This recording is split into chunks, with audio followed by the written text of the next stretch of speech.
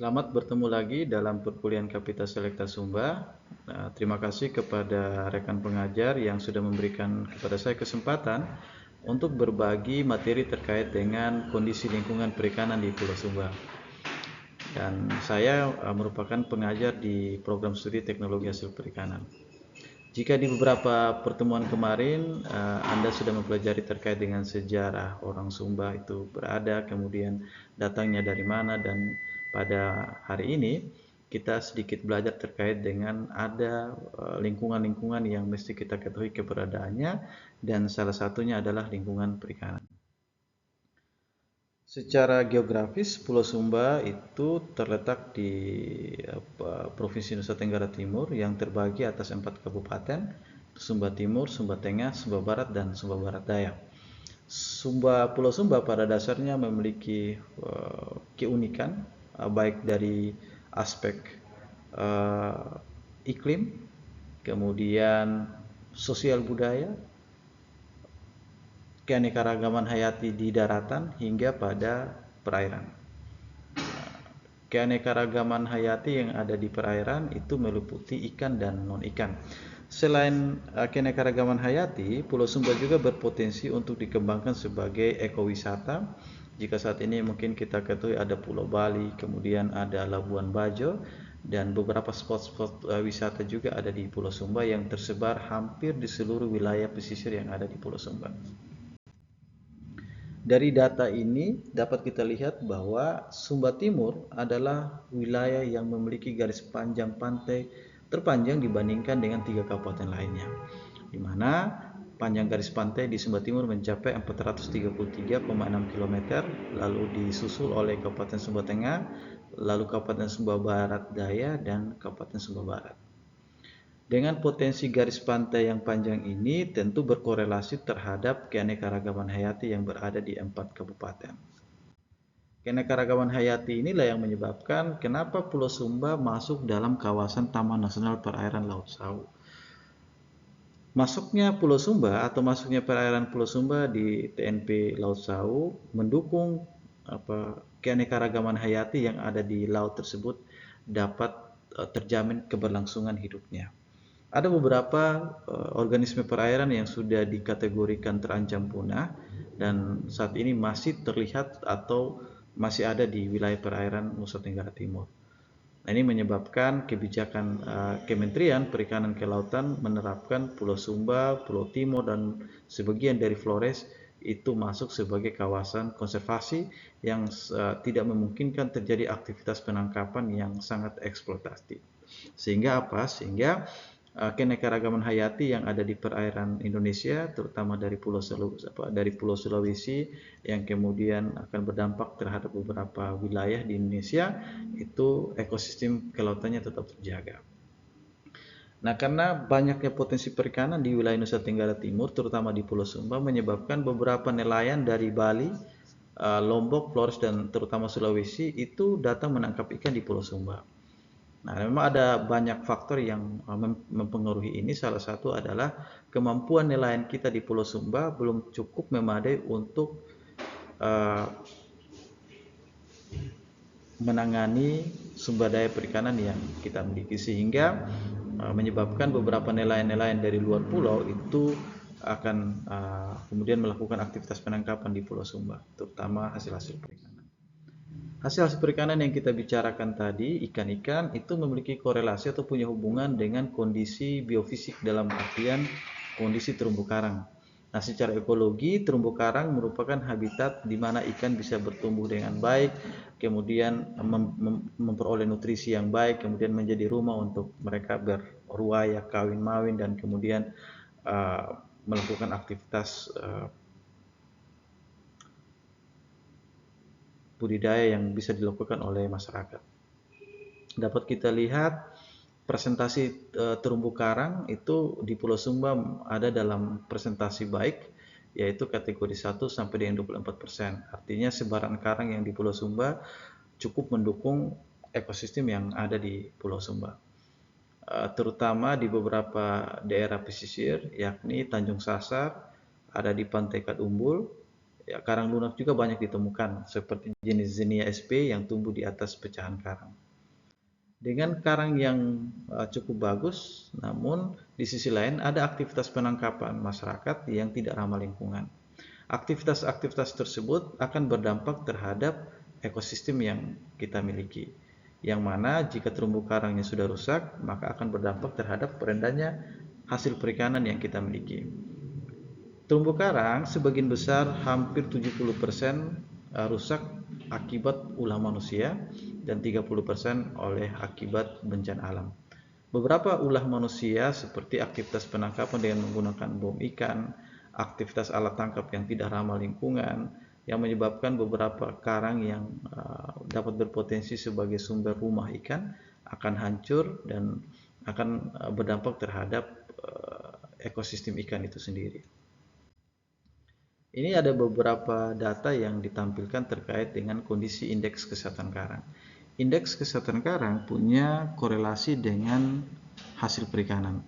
Artinya, jika indeks kesehatan karangnya bagus, berarti ikan-ikan yang hidup di situ juga sangat melimpah.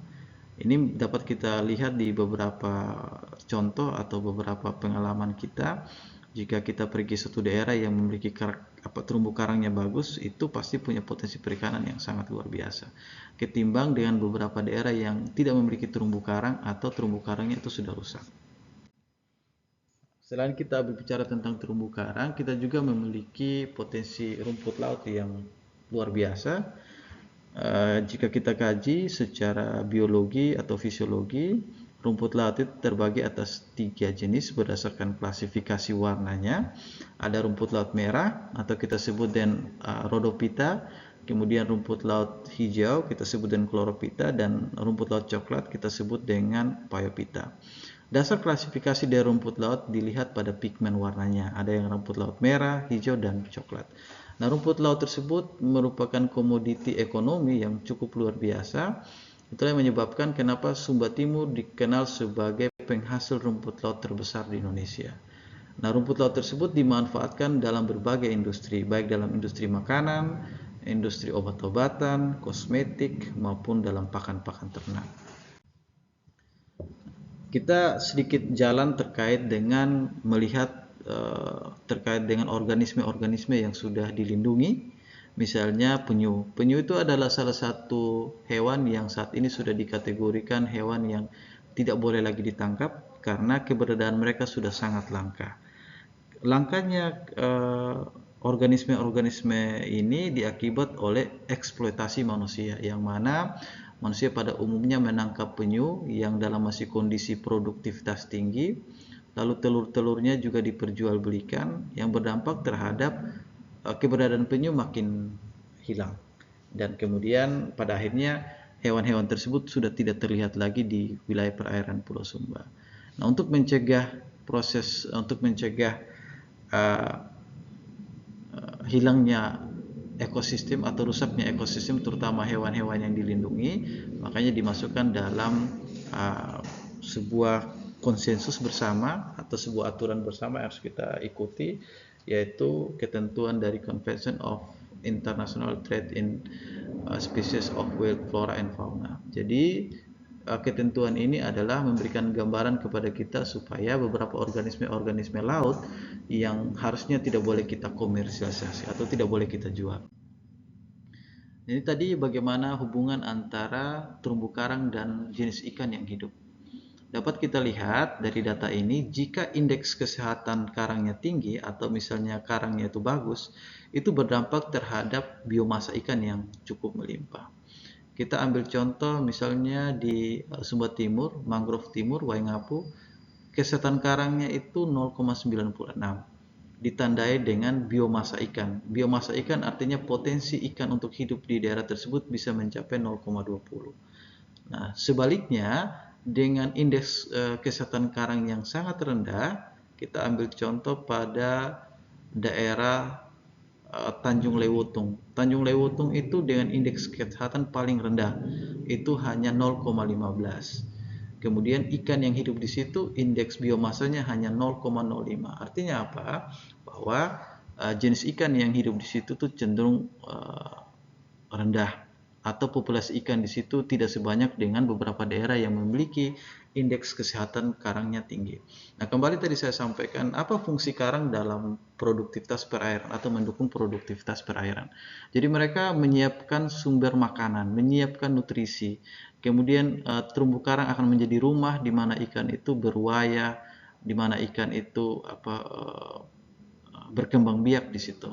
Nah, kalau terumbu karangnya sudah rusak, maka akan berdampak terhadap ikan-ikan tidak akan berkembang biak karena rumah mereka, tempat mereka berlindung, lalu sumber-sumber makanan mereka itu sudah rusak.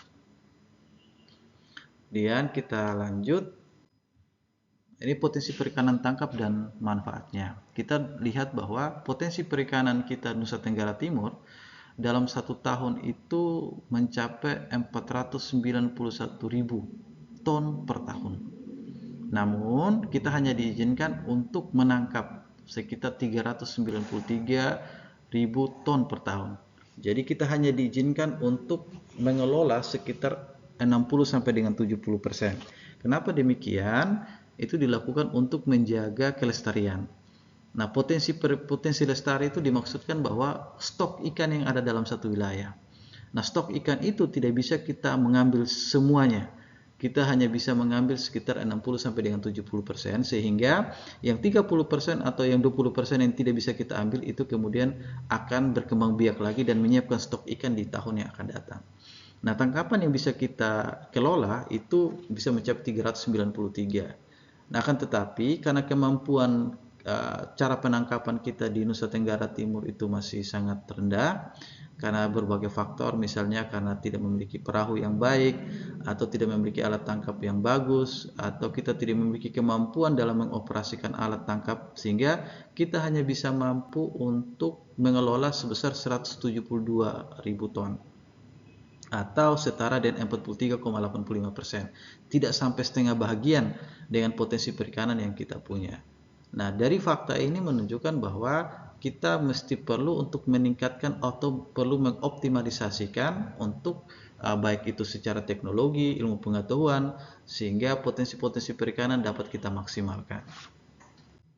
Ini bagaimana kita lihat peta yang punya hubungan dengan daerah penangkapan. Nah, daerah penangkapan itu berkaitan dengan ekosistem. Jadi ada beberapa daerah-daerah yang sudah kita kategorikan tempat jenis ikan-ikan tertentu. Dapat kita ambil contoh misalnya di Pulau Salura. Di Pulau Salura itu adalah tempat di mana cumi-cumi paling banyak di sana. Nah, kenapa di sana cumi-cumi paling banyak? Karena tadi ekosistemnya mendukung. Misalnya dia memiliki daerah tutupan karang atau daerah tutupan karang terutama bagi karang-karang lunak. Lalu kemudian dia memiliki hutan mangrove yang cukup bagus, lalu pH airnya mendukung, kemudian salinitasnya yang menyebabkan atau berkorelasi terhadap jenis-jenis ikan yang hidup di sana. Nah, potensi perikanan di Pulau Sumba itu ada beberapa jenis ikan, tetapi kalau kita lihat hampir seluruh perairan di Pulau Sumba itu akan menghasilkan namanya ikan tongkol, cakalang, ikan tembang, ekor kuning, kerapu, kakap merah. Jadi kalau kita simpulkan bahwa Pulau Sumba itu penghasil TTC atau kita sebut dengan tuna, tongkol, dan cakalang. Namun beberapa jenis-jenis ikan lainnya, ikan ekonomis lainnya juga diperoleh tapi tidak sebanyak dengan beberapa tadi yang disebutkan seperti ikan tuna, tongkol, dan cakalang.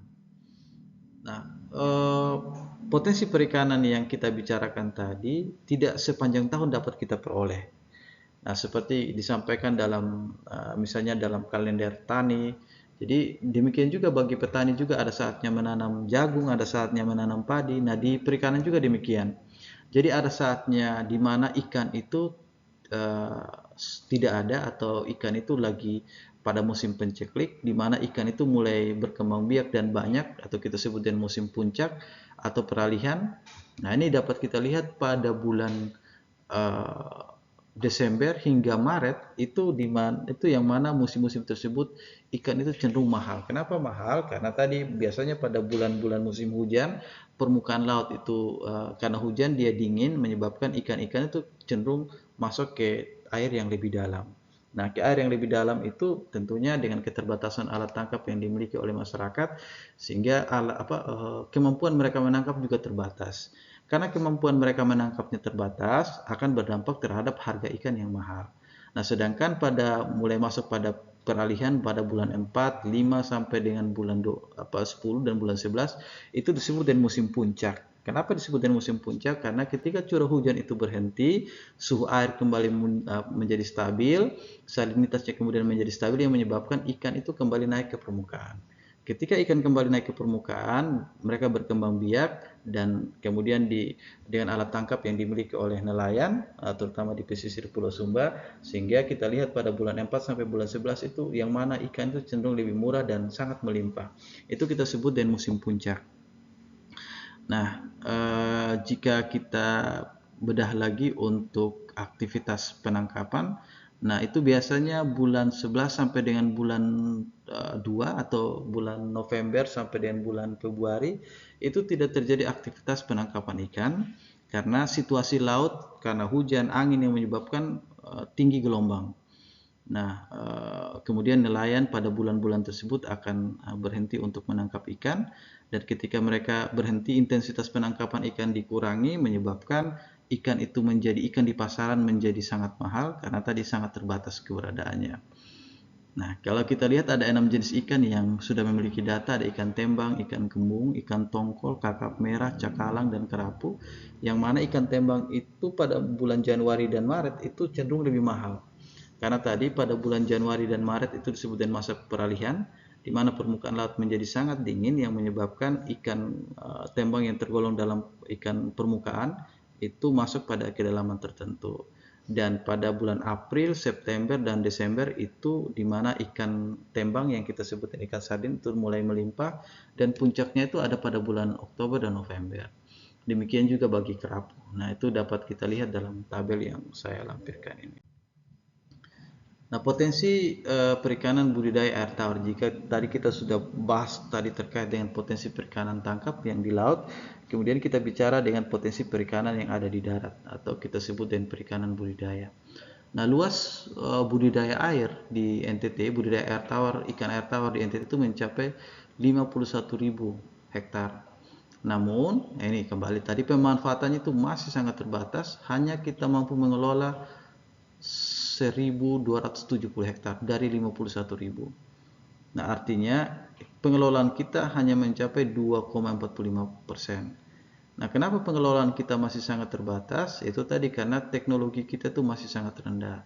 Kemampuan kita dalam mengoptimalisasi itu belum cukup kuat. Dan di sisi lain, cara pandang kita terhadap ikan itu masih sangat rendah.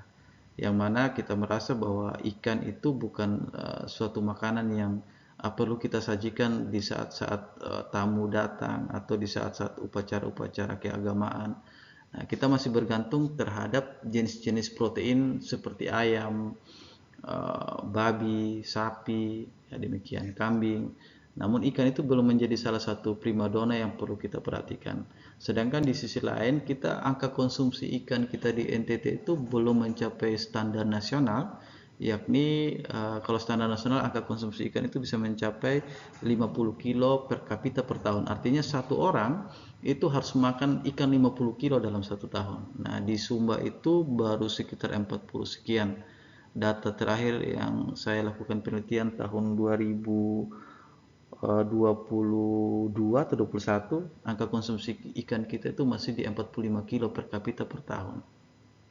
Itu menyebabkan jika kita kaji lebih jauh lagi punya dampak terhadap malnutrisi atau kekurangan nutrisi bagi daerah-daerah yang sebetulnya punya potensi protein dari ikan. Tadi kita bicara terkait dengan perikanan, kita akan berpindah lagi dalam tumbuhan air.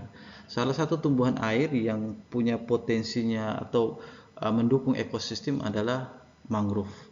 Dapat kita lihat hampir 70% daerah pesisir kita itu memiliki mangrove.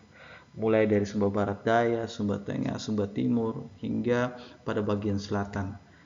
Ada 42 kecamatan yang memiliki potensi atau memiliki lahan dengan tumbuhan mangrove yang sangat luar biasa. Nah, mangrove ini merupakan organisme yang sangat adaptif. Nah, adaptif terhadap perubahan iklim. Kemudian keberadaan mangrove tadi seperti yang saya jelaskan dapat mendukung ekosistem. Yang kedua, mencegah terjadinya abrasi, mencegah terjadinya erosi, lalu mencegah terjadinya banjirop, terutama ini yang pengalaman hampir setiap tahun, terutama Pulau Sumba. Dapat kita ambil contoh di Sumba Timur, itu mengalami yang namanya bencana alam banjirop, yang mana volume air laut itu kemudian akan meningkat dan kemudian akan menjadi banjir dengan intensitas rendah di wilayah pesisir. Biasanya ini terjadi di wilayah Kambaniru, terutama pada musim hujan. Dengan adanya mangrove sebetulnya itu mampu untuk menahan atau mampu untuk menekan terjadinya proses banjirop. Nah, vegetasi mangrove ini dapat kita lihat di beberapa daerah dengan beberapa jenis, ya, ada di Kodi, kemudian ada di Tambolaka, lalu kemudian di Laura, Mamboro, Desa Kuta, dan kemudian masuk di Kelurahan Hambalang. Kemudian berlanjut di Watumbaka, Umalulu. Nah, tadi dapat kita lihat bahwa mangrove-mangrove yang kita lihat tadi itu akan menyesuaikan dengan lokasi hidupnya, yang mana lokasi hidup itu sangat dipengaruhi oleh salintas air laut. Kita lihat bahwa mangrove itu merupakan tumbuhan estuari, yang mana dia tumbuh pada daerah pertemuan antara air laut dan air tawar. Jadi kalau kita buat sketsanya itu mangrove atau bako itu ada pada 3 ekosistem yang berbeda. Dia juga ada pada ekosistem air tawar, ada juga pada ekosistem air laut, dan ada juga pada ekosistem air payau. Nah, setelah kita mempelajari terkait dengan mangrove, ini ada merupakan tumbuhan air lainnya atau kita sebut dengan lamun. Lamun ini sebetulnya salah satu tumbuhan air yang sangat mendukung produktivitas perairan, terutama untuk menyediakan sumber nutrisi makanan seperti fitoplankton, zooplankton sebagai sumber makanan yang paling dasar dalam rantai makanan di laut. Nah, beberapa daerah, terutama di Pulau Sumba, yang sebaran lamunnya paling dominan atau paling banyak itu berada pada Sumba Barat Daya dan Sumba Barat, dan sebagian itu ada di Sumba Timur. Namun di beberapa daerah seperti Sumba Tengah dan perbatasan Sumba Tengah dan Sumba Timur seperti di Tanjung Sasar itu lamun sama sekali tidak tumbuh, karena kembali tadi kita katakan bergantung dengan ekosistem arus air yang menyebabkan beberapa lamun itu tidak tumbuh. Tetapi pada bagian Sumba Barat Daya, terutama di lokasi-lokasi tempat prosesi Madidi Nyale atau prosesi sebelum Pasola itu berlangsung, maka di situ tutupan lamunnya itu sangat luar biasa. Apa yang terjadi dengan beberapa megafauna yang sudah terancam punah? Megafauna ini kita sebut dengan tadi seperti lumba-lumba dan paus. Nah, lumba-lumba dan paus itu merupakan salah satu organisme perairan atau fauna perairan yang daerah ruayanya atau tempat dia lewat itu ada pada daerah perairan di Pulau Sumba, terutama di Tanjung Sasar. Nah, ini dapat ada beberapa data yang menemukan atau melaporkan bahwa di daerah desa Perokonda, di Kodi, kemudian desa Wemananda, Karuni, Laura di Kabupaten Sumba Barat Daya itu sering terjadi aktivitas penjualan penyu atau pendaratan penyu. Jadi ada juga masyarakat yang masih menangkap penyu, kemudian dagingnya itu diolah, lalu dijual dalam kondisi segar, dan demikian juga dengan telur-telurnya itu diambil dan dijual. Nah, aktivitas-aktivitas ini secara tidak langsung itu justru mengancam ekosistem. Artinya bahwa kita bisa menduga 5 sampai dengan 6 tahun yang akan datang, maka kita tidak akan pernah melihat penyu lagi penyu di sekitar wilayah perairan, karena tingginya aktivitas eksploitasi terutama bagi masyarakat pesisir. Nah, tingginya eksploitasi masyarakat pesisir disebabkan karena satu, dapat kita duga bahwa masih rendahnya budaya literasi, budaya membaca, dan kemudian akibat sosialisasi dari instansi terkait yang tidak sampai kepada masyarakat nelayan, terutama dari Dinas Perikanan atau dari Balai Konservasi Perairan. Nah, kedua instansi tersebut sebenarnya secara tidak langsung itu harus melakukan sosialisasi terhadap masyarakat, sehingga masyarakat bisa memahami mana jenis-jenis organisme perairan yang dapat ditangkap dan mana yang seharusnya tidak boleh ditangkap karena tadi sudah keberadaannya sudah terancam punah. Ini ada 4 jenis penyu yang sebetulnya sudah dilarang untuk ditangkap. Ada penyu hijau, penyu sisik, kemudian ada penyu belimbing. Ini kita lihat bahwa penyu-penyu jenis ini sebaiknya jangan ditangkap karena memang keberadaan dari 4 penyu ini sudah dianggap punah. Jadi bagi adik-adik yang tinggal di pesisir atau pernah melihat ada yang memperdagangkan, sebaiknya ini diberikan edukasi, disampaikan bahwa sebaiknya menghentikan proses eksploitasi secara berlebihan. Ya, lokasi penyu itu biasanya yang sering ada beberapa data yang melaporkan di Sumba Barat ada sering terjadi aktivitas penjualan beli penyu, daging penyu. Kemudian di Sumba Timur di Mambang, lalu di Pantai Kerewe, ada di Pantai Kirijara, kemudian ada di Pantai Baluloko di bagian Wanokaka. Itu masih ditemukan beberapa nelayan yang masih hobi untuk menangkap penyu untuk diperjualbelikan. Kemudian ada juga beberapa organisme perairan lainnya seperti tadi ada lumba-lumba dan paus. Nah, ini ada fakta menarik di Desa Ngadumbulu itu tempat pendaratan penyu itu biasanya ada pada bulan April dan September. Nah, penyu yang ada di Desa Ngadumbulu itu ada penyu hijau, penyu sisik, penyu belimbing. Namun masyarakat di sana itu biasanya mengambil telur yang tadi sudah setelah penyu itu bertelur, kemudian dia tutup dengan pasir dan kemudian dia akan melanjutkan aktivitas untuk berkembang biak. Nah, biasanya telur yang sudah disimpan yang tinggal ditunggu waktunya untuk menetas, masyarakat itu mengambil kemudian menjual di pasar dengan harga 2.000 untuk 3 butir. Jadi masyarakat itu bisanya kalau saat murahnya itu mereka jual dengan 3 butir 2.000. Namun jika penyunya mereka tangkap atau mungkin secara tidak sengaja terperangkap dalam alat tangkap tapi tidak dilepas kembali, itu bisa dijual dengan harga 500 sampai dengan 1 juta tergantung dengan ukuran besar. Nah, ini di Ngadumbulu, kemudian di Desa Mundu, Hamba Praeng, Kuta, Desa Lambakara itu sering terjadi aktivitas-aktivitas yang ilegal yang dapat berbahaya terhadap kelangsungan organisme perairan yang sudah dilindungi. Nah, ini kita beralih ke Kabupaten Sumba Timur karena kita tahu bahwa karena panjang garis pantainya sangat paling mendominasi dibandingkan dengan 3 kabupaten lainnya. Di Sumba Timur potensi perikanan itu ada luar biasa berbagai aktivitas. Ada lokasi tempat pengolahan ikan asin atau ikan asap, ada lokasi pengolahan garam, ada artemia, kemudian ada tempat lokasi budaya rumput laut, budaya air tawar, kemudian ada perikanan tangkap hingga pada letak dan lokasi dari pabrik rumput laut hingga pada wisata pantai. Nah, di Sumba Timur itu memiliki potensi pengembangan rumput laut di 9 kecamatan. Ya, jika kita lihat potensi budaya rumput lautnya bisa mencapai 15.000 hektar. Namun hanya dimanfaatkan 449 hektar atau hanya mencapai 2,98%. Nah, kenapa demikian? Karena tadi kembali kemampuan atau teknologi yang masih sangat terbatas. Sumber daya tenaga, terutama SDM yang belum cukup untuk beberapa daerah untuk dijadikan sebagai sentra budidaya rumput laut. Nah, rumput laut tersebut kemudian dikembangkan oleh masyarakat dan menjadi sumber pendapatan ekonomi.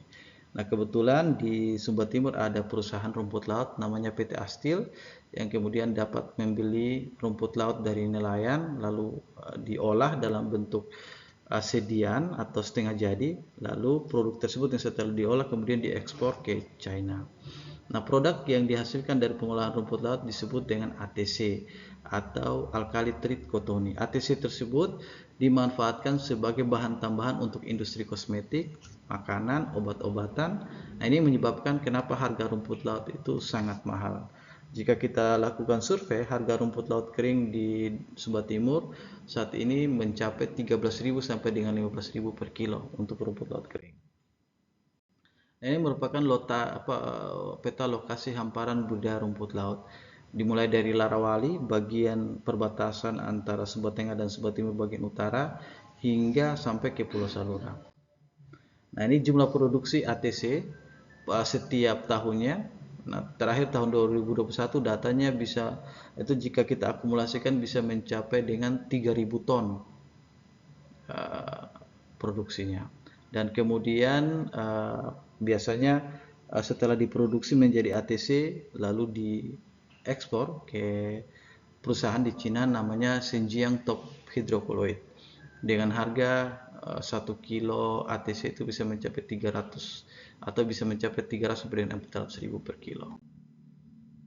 Jadi kita bicara terkait dengan perusahaan rumput laut dan saat ini kita masuk terkait dengan potensi lahan produksi garam. Jadi selain kita bicara tentang ikan, bicara tentang rumput laut, bicara tentang beberapa organisme yang sudah terancam punah, ternyata Sumba Timur itu atau Pulau Sumba itu juga dikenal sebagai daerah yang dapat menghasilkan garam. Dari 18 kabupaten yang ada di Nusa Tenggara Timur, Sumba Timur memiliki salah satu daerah dengan luas produksi garam yang sangat tinggi. Tapi kalau kita bandingkan dengan 4 kabupaten di Pulau Sumba, maka Sumba Timur itu memiliki luasan sebesar 1.111 hektar. Kemudian Sumba Barat dan Sumba Tengah itu hanya mencapai 100 hektar. Sedangkan yang dimanfaatkan dari 1.111 hektar, yang dimanfaatkan hanya 80 hektar. Sedangkan sisanya 1.031 hektar itu belum dimanfaatkan. Demikian juga Sumba Barat yang dimanfaatkan 1 hektar dan Sumba Tengah Mamboro itu baru 2 hektar dari 100 hektar yang berpotensi untuk kita kembangkan sebagai industri garam. Nah, ini merupakan potensi-potensi yang sampai saat ini tidak terjamah.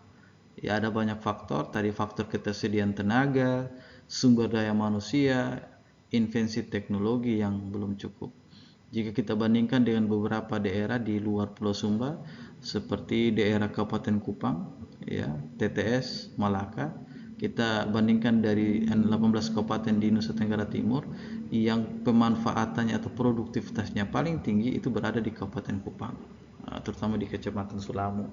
Nah, dan perlu kita ketahui juga bahwa saat ini sudah ada perusahaan garam di Kota Kupang yang kemudian dapat membeli garam dari rakyat atau nelayan petambak garam, kemudian diolah lalu didistribusikan kembali ke pasaran. Ini beberapa perusahaan yang ada di NTT yang berperan untuk mengolah garam atau membeli garam dari masyarakat kemudian diolah lalu dijadikan sebagai garam konsumsi. Ada 6 perusahaan, ada PT Shanghai Garamindo sehingga dengan PT Inti Daya Kencana. Nah, ini kita lihat bahwa dari ke-6 perusahaan tersebut semua berdomisili di Kota Kupang. Namun di Sumba Timur itu terutama di beberapa pulau di luar Kota Kupang belum punya. Semua masih berpusat di Kota Kupang.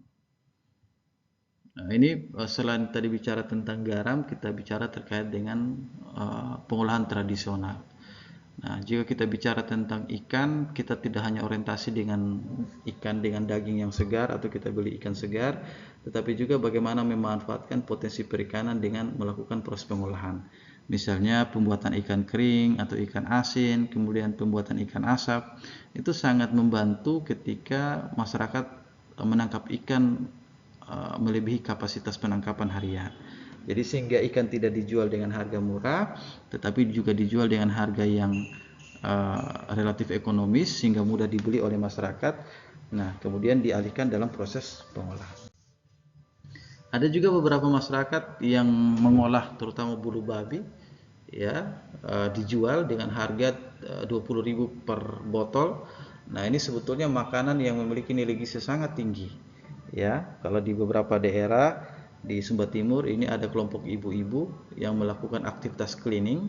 Jadi cleaning itu sebetulnya istilah perikanan yang diperuntukkan bagi orang-orang yang misalnya saat air surut itu mereka memilih keong, memilih bulu babi sebagai sumber makanan atau sebagai sumber lauk di saat makan di malam hari. Jadi salah satu yang mereka kelola adalah bulu babi. Nah, kalau kita lihat komposisinya adalah asam lemaknya itu atau misalnya komposisi gizi yang paling baik untuk kesehatan itu bisa mencapai 16 sampai dengan 18%. Nah, jika kita lihat asam lemak jenuh, asam lemak tidak jenuh, kemudian ada DHA, ada EVA, ada PUFA, itu bagus untuk terutama bagi anak-anak dalam pertumbuhan otak.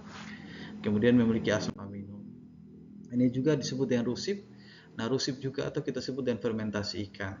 Nah, ini juga sering dilakukan oleh masyarakat pesisir jika mereka menangkap ikan, kemudian dicaca, dihaluskan, dikasih garam, kemudian ditambahkan dengan cuka tradisional. Nah, kemudian setelah itu dibiarkan terfermentasi atau dia dibiarkan masak dengan kondisi asam, lalu selanjutnya dikonsumsi sebagai sumber protein alternatif bagi masyarakat. Nah, ada juga yang melakukan fermentasi dari telur ikan. Ya, ketika misalnya ikan ditangkap dengan jumlah yang banyak, kemudian sebelum dikeringkan, jadi telur-telur ikan diperoleh, kemudian dikumpulkan, lalu diasapi atau tidak diolah. Nah, kandungan gizi yang dimiliki oleh telur ikan juga tidak kalah jauh dengan protein-protein lainnya dari hewan-hewan yang ada di darat seperti telur, daging ayam. Lalu kita lihat protein dari telur ikan mencapai 25 sampai dengan 36%. Dan itu sangat baik untuk kesehatan manusia. Ada juga kelompok masyarakat yang mengkonsumsi cacing laut atau kita sebut dengan nyale. Nah, ini dengan mengkonsumsi cacing laut atau kita sebut dengan nyale saat misalnya kita menghadapi prosesi kebudayaan di beberapa daerah di Sumba Barat saat kita mau melakukan upacara pasola, ada yang disebut dengan ritual madidi nyale. Jadi madidi nyale itu adalah ritual yang dilakukan untuk berburu nyale. Nah, nyale yang diperoleh atau cacing laut yang diperoleh ini tersebut kemudian dapat dikonsumsi dalam bentuk olahan yang lain, entah itu difermentasi, entah itu dimasak dan atau dengan pengolahan-pengolahan yang serupa.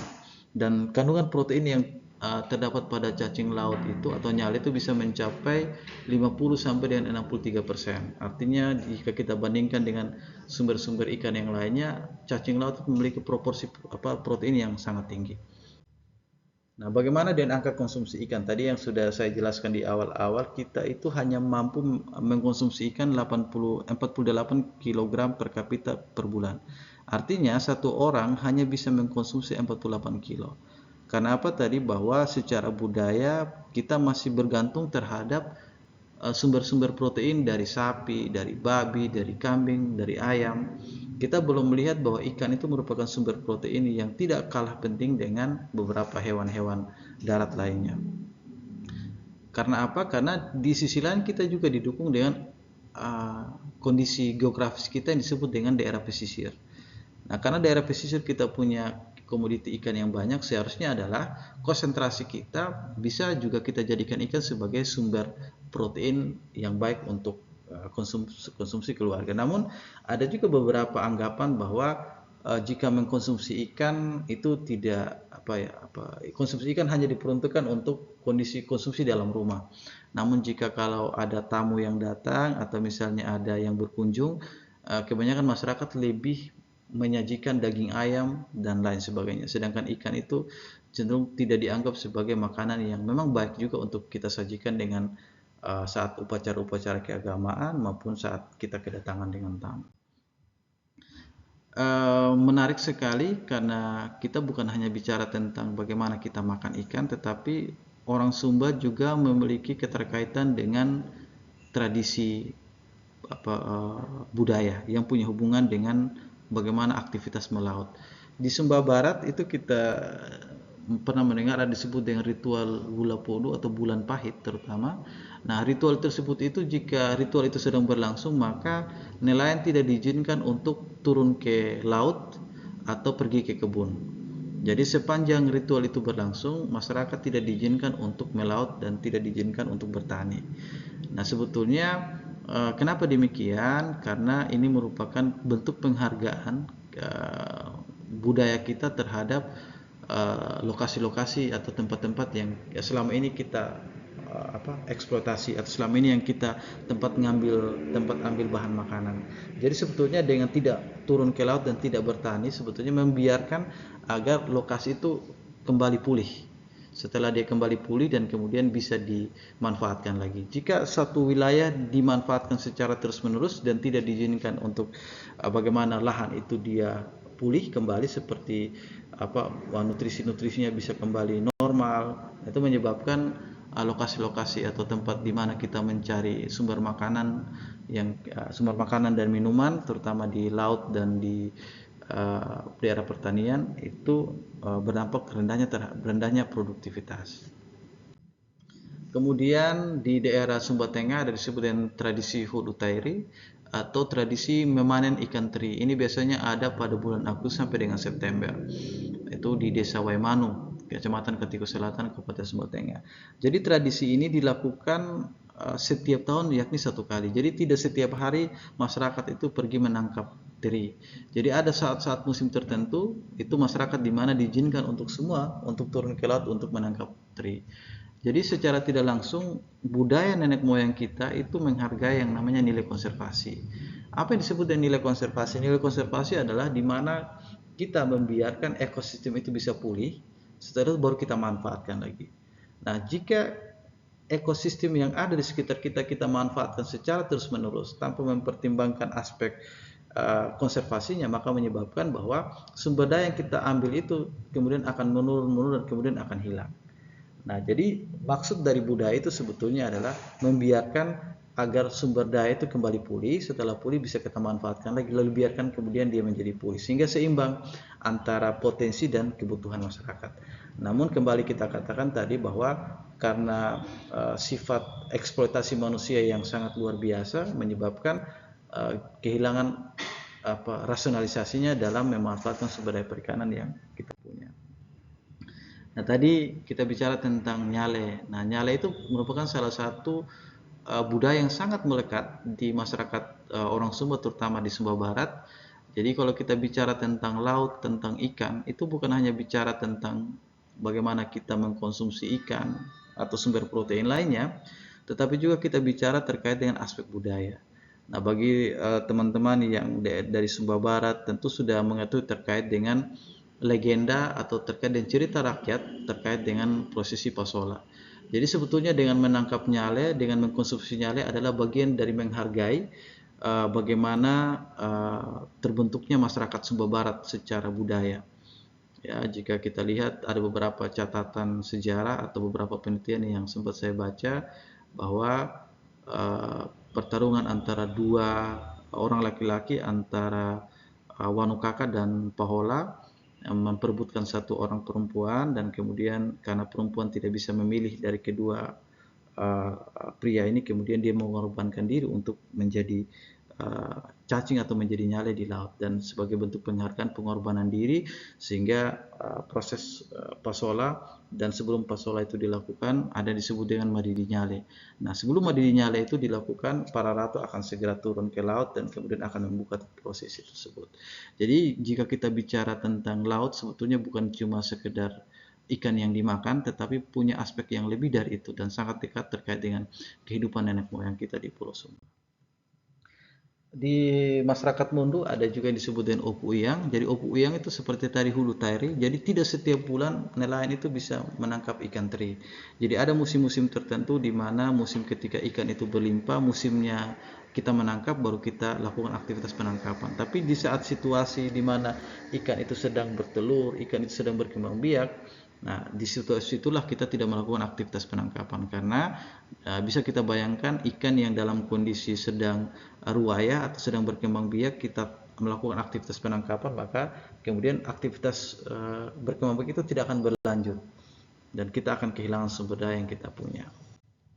Nah, ini kearifan lokal. Jika kita lihat ada beberapa kelompok-kelompok masyarakat atau kita punya golongan-golongan orang tua atau kita sebut dengan kakek atau nenek, itu memiliki identitas atau terutama memiliki tato di pergelangan tangan yang semua atau sebagian besar berasal dari simbol-simbol hewan seperti ayam, udang, ya. Atau kita lihat ada beberapa kuburan-kuburan orang Sumba yang di atas kuburannya itu diberikan simbol atau kita sebut dengan totemisme kalau kita belajar tentang antropologi.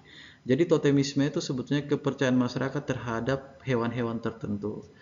Jadi kalau dalam ritual orang Sumba Timur,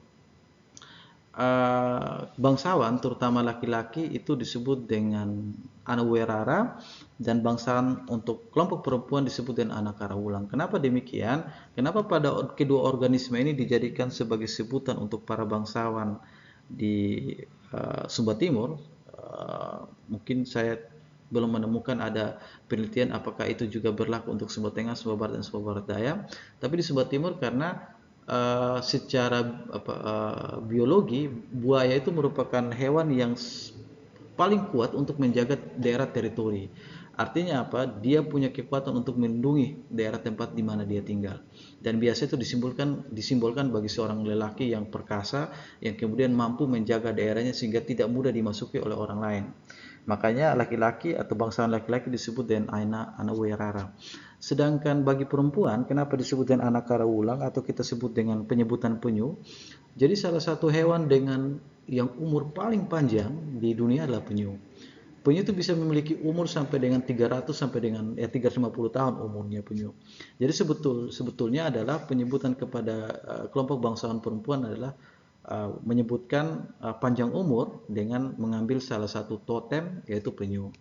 Nah, ini menjadi sangat menarik karena penyebutan-penyebutan bangsawan diambil dari organisme perairan atau misalnya totemisme atau kepercayaan-kepercayaan nenek moyang kita yang dahulu dalam bentuk animisme dan dinamisme itu mengarah pada totemisme. Jadi kalau kita sering-sering jalan ke kuburan-kuburan orang-orang tua kita yang dulu itu selalu ada buaya atau ada penyu. Itu filosofinya. Sedangkan untuk yang tato udang itu melambangkan adalah kebersamaan, semangat kebersamaan. Jadi kalau kita kaji lagi lebih dalam bahwa zaman dulu seorang perempuan tidak diizinkan untuk menikah atau mungkin belum usianya menikah apabila belum memiliki tato di bagian tubuh. Dan tato udang yang saya tampilkan ini sebetulnya bagian dari filosofi bagaimana kebersamaan itu dilakukan di kelompok masyarakat. Terakhir kita akan bicara terkait dengan pengembangan pariwisata estate. Nah, di awal-awal pertemuan tadi kita bicara selain tadi kita punya potensi perikanan yang sangat banyak, kemudian kita punya rumput laut yang punya potensi ekonomi luar biasa, daerah kita juga akan dijadikan sebagai destinasi wisata di Nusa Tenggara Timur. Jadi selama bertahun-tahun orang hanya mengenal Pulau Bali sebagai daerah sentra wisata yang paling luar biasa. Kemudian saat ini kita diperkenalkan lagi dengan Labuan Bajo. Tidak menutup kemungkinan, nah setelah Labuan Bajo maka perkembangan daerah wisata akan ada di Pulau Sumba. Jadi untuk daerah-daerah sentra pariwisata kita itu mesti diperhatikan dengan baik sehingga kita sudah siap dalam implementasi pariwisata yang berskala internasional di Pulau Sumba. Saya kira itu demikian saja materi kita di hari ini terkait dengan aspek lingkungan, terutama untuk perikanan, semuanya dari aspek budaya, kemudian potensi kita, sehingga pada aspek wisata. Nah, saya berharap materi ini kemudian dapat memberikan inspirasi kepada kita semua bagaimana pentingnya untuk menjaga lingkungan, bagaimana pentingnya untuk menghargai keanekaragaman ekosistem yang ada di daerah kita. Sehingga apa? Sehingga jika ekosistem itu terjaga dengan baik, tentu akan memberikan kehidupan yang baik terhadap manusia. Demikian saja yang bisa saya sampaikan dalam materi kita. Saya menyampaikan permohonan maaf jika dalam menyampaikan materi ada banyak kesalahan atau tutur kata, dan semoga materi ini memberikan inspirasi baik untuk kita semua. Sekian dan terima kasih.